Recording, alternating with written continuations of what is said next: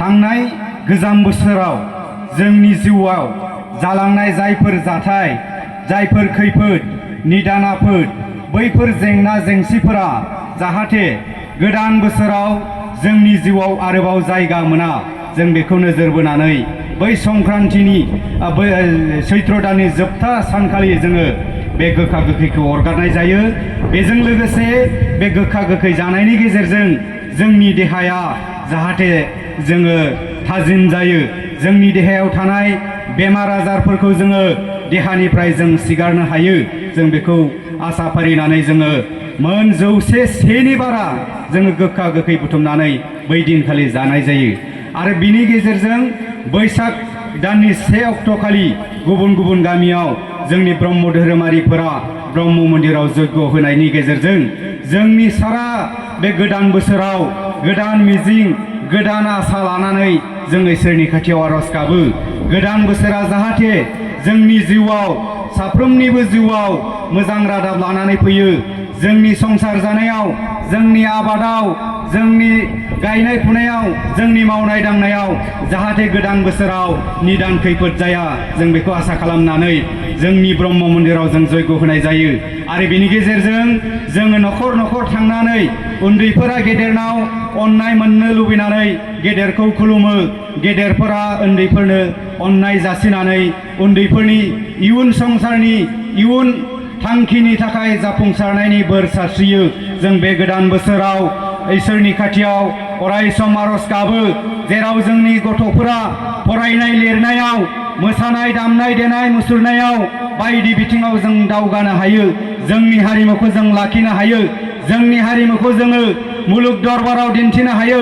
जोंनि फरायनायनि गेजेरजों जोङो गावखौ रैखा खालामनो हायो, जोंनि फरायनायनि गेजेरजों गावनि न'खर सुंथानो हायो। रांखावरि बिथिङाव, समाज बिथिङाव, समाजखान्थि बिथिङाव बायदि बिथिङाव जों नोजोर होनानै जोंनि बर' हारिनि थासारिखौ मोनसे गेरेमसा खालामनो हायो। जों बिनि थाखाय जोङो बैसाग दाननि 1 अक्ट'खालि बयबो इसोरनि खाथियाव आरज गाबो। बिनिखायनो आं नोंथांमोनखौ खावलायदों, नोंथांमोनहाबो जोंनि नैबे गोदान बोसोराव गोदान मिजिं लानानै गोदान थांखिजों गाव गावनि गथ' गथायफोरखौ जोथोन लानांगोन।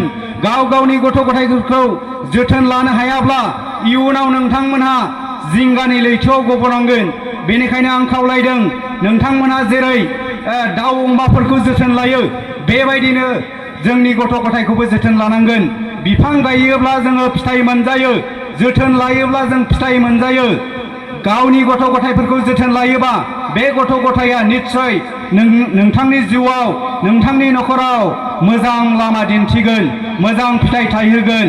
बेनिखायनो आं खावलायदों, दाउ अमाखौ जेरै नोंथांमोनहा जोथोन लायो, मोनायाव नोंथांनि अमाया गनानै सोरनिबा बारियाव थाङोब्ला लेन्थन लानानैबाबो नोंथांमोनहा नागिरहैयो।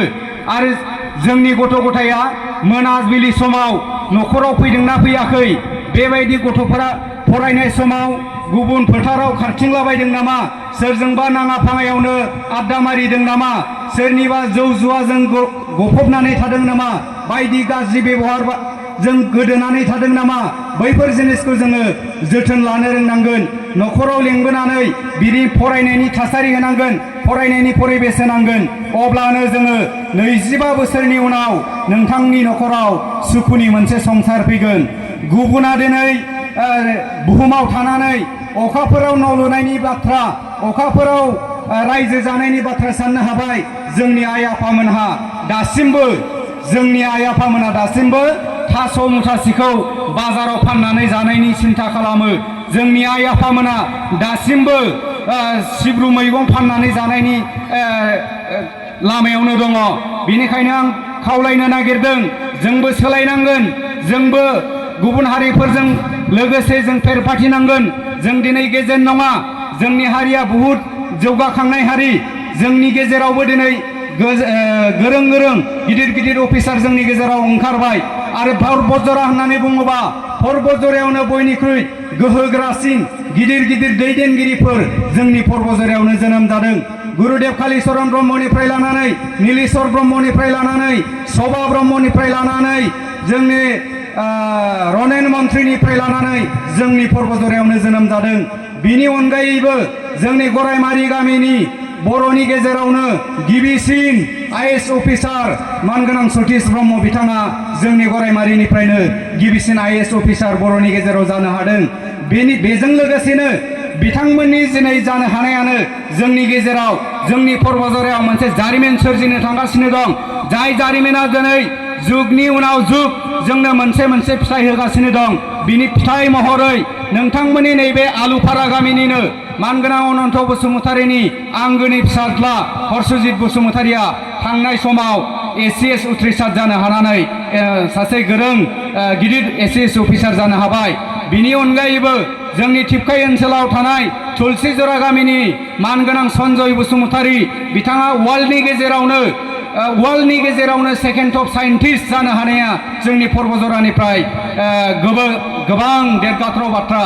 बिनि अनगायैबो दाखालि बावैसो बासबारि ओनसोलनि सिङाव थानाय इलुवाबारिनिफ्राय सासे पिएचडि खालामनो हादों मेथामेटिक्स आयदायाव।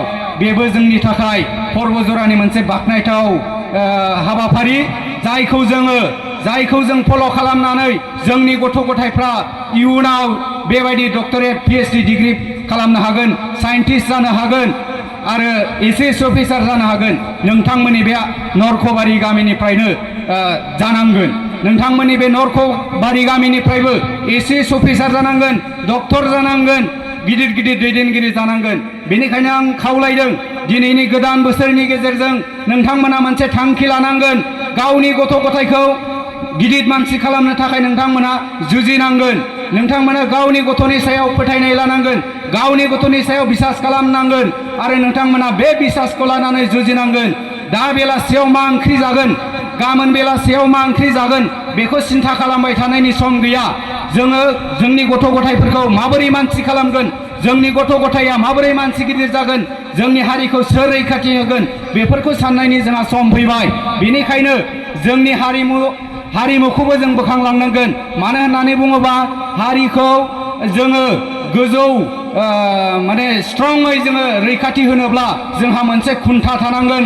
बे खुन्थाखौ जोङो गायसननोब्ला रांखान्थि बिथिङाव जोङो स्ट्रं जानांगोन, हारिमु बिथिङाव स्ट्रं जानांगोन, राजनितिक बिथिङाव जों स्ट्रं जानांगोन। फारफ्रोमबो बिथिङाव स्ट्रं जाबासो जोङो जोंनि रैखाथिखौ जों खालामनो हागोन। जोङो जोंनि हारिखौ मुलुग दरबाराव अराय समनि थाखाय दैखांनायनि थांखि जों लानांगोन। जोंनि नरखबारि टिपकाइ ओनसोलनिफ्राय जोंनि हारिमुआव जों गेजेर नङा।